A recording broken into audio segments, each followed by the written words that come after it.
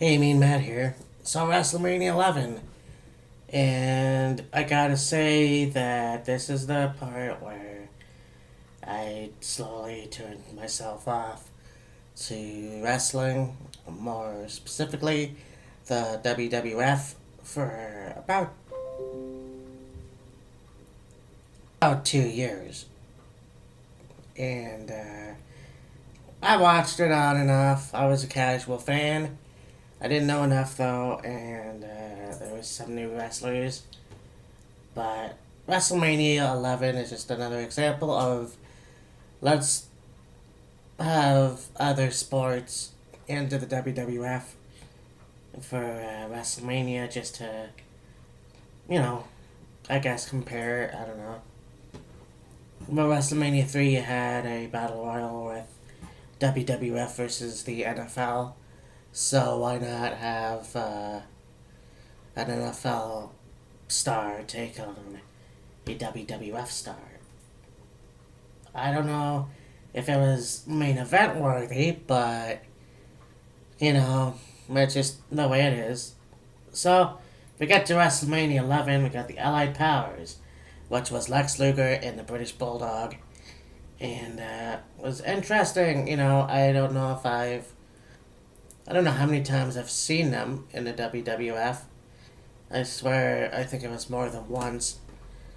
But Lex, the British and the American Ally team seemed to be amazing. At the time, unfortunately, it didn't last very long. I believe that Bulldog went back to WCW afterwards, and Lex Luger. I think he was the first one to invade WCW, so to speak. Anyways, they took on the Blue Brothers, which were Jacob and Eli with Uncle Sabaka.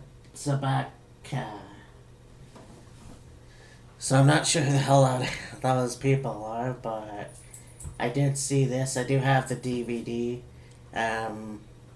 the box set, but I'll have to watch it again because I'm pretty sure I don't remember who the hell those guys were. But LA Powers won this one. Then we get to the Razor Ramon with 123 Kid. Click represent. Right, yeah, right. Anyways, they took on, he defeated Jeff Jarrett for the Intercontinental Championship.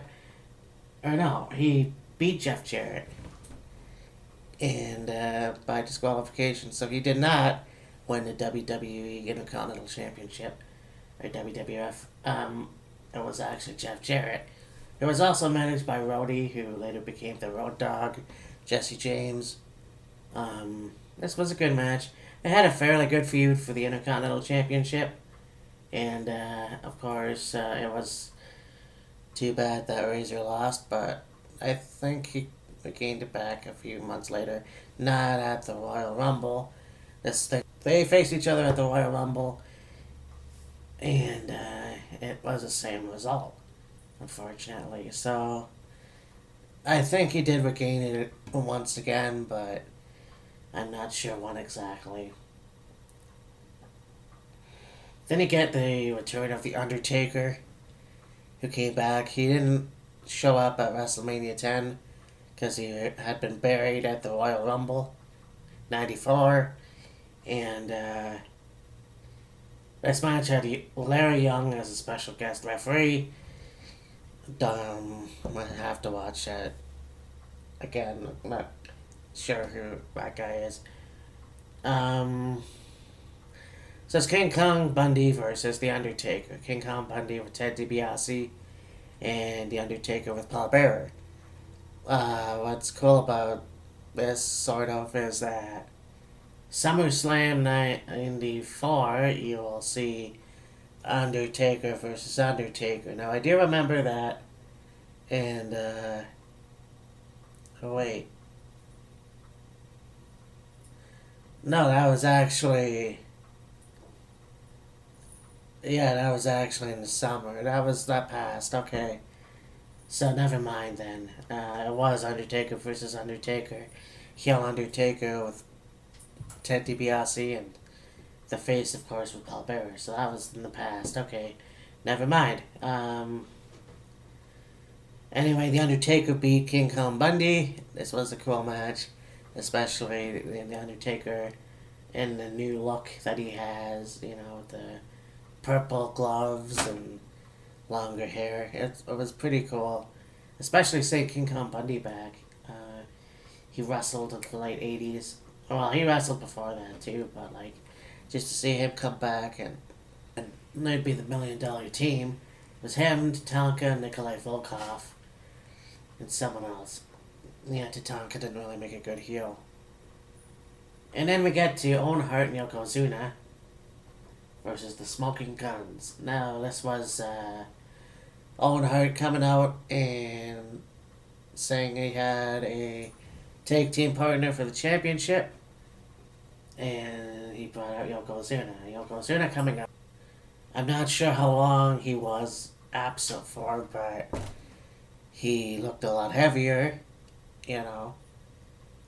He was one of those guys that no matter what you said about his weight, he would still eat like crazy and whatever, and it's just the way it was. And it led to his death in 2000, but at this time, you had Yokozuna come out, and they won the match. They won the tag team belts.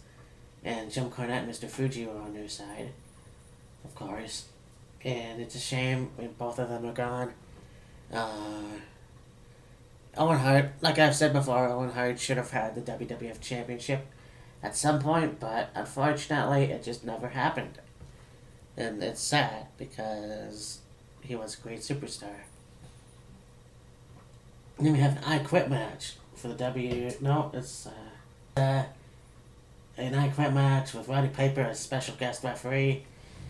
Survivor Series '94, you had you had Bret Hart versus Backlund for the WWF Championship. Backlund won using his patented crossface chicken wing, and this match, Bret Hart wins, and Bret Hart has some revenge. And to see Bob Backlund back in the WWE, he still looks like he's in some good shape, but the way they use these legends is bullshit. But this was a good match. I really enjoyed those two. Bret Hart being a great technician, Bob Backlund, being batshit insane. It was just a good match. It was a good feud.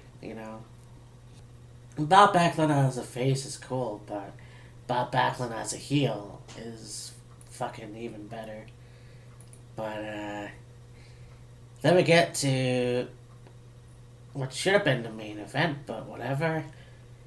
Diesel, the WWF champion, with Pamela Anderson, takes on Shawn Michaels with Psycho Sid and Jenny McCarthy.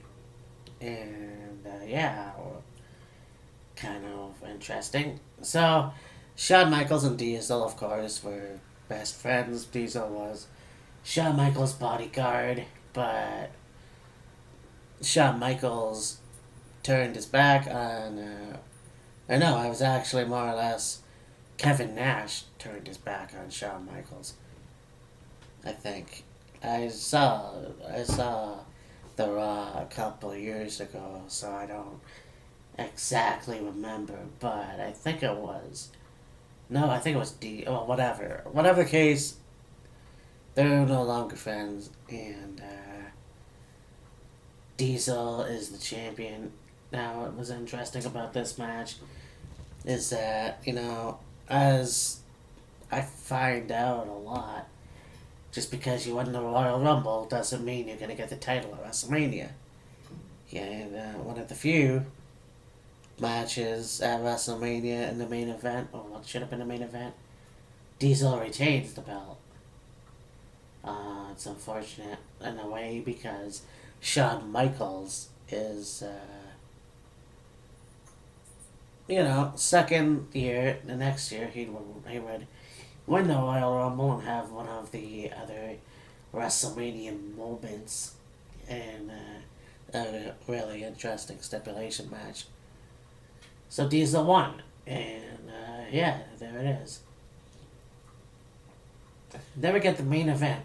It was Lawrence Taylor with Ken Norton, Chris Spielman, Kerry Banks, Jackson, Ricky Jackson, Reggie White, and Steve Michael, who defeated Bam Bam Bigelow with Tatanka, King Kong Bundy, Ted DiBiase, Ornar Shyster, Nikolai Volkov, and Kama Mustafa in the corner. I forgot Kama was also in the $1 Million Team. Um, yeah, I have no issues with having the other sports coming into WWF. It was interesting that they did that. I think what really pisses me off, though, and, well, I mean, it shouldn't really piss me off, but it does. Having football and wrestling in the main event. I know Vince McMahon loves the football. Just ask the XFL. But yeah, yes, to see this match be the main event was not good. I don't think it should have been the main event, but nonetheless, Lawrence Taylor somehow beats Bam Bam Bigelow, the first outsider to go into a wrestling promotion and beat a wrestler at a main event at a WrestleMania, and it's, to me, a slap in the face. But it is what it is. It's kind of like they just wanted to promote football. I don't know. But of course, as I said just now, years later, you have the failed XFL, which I thought was going to be a hit. But why would I think that?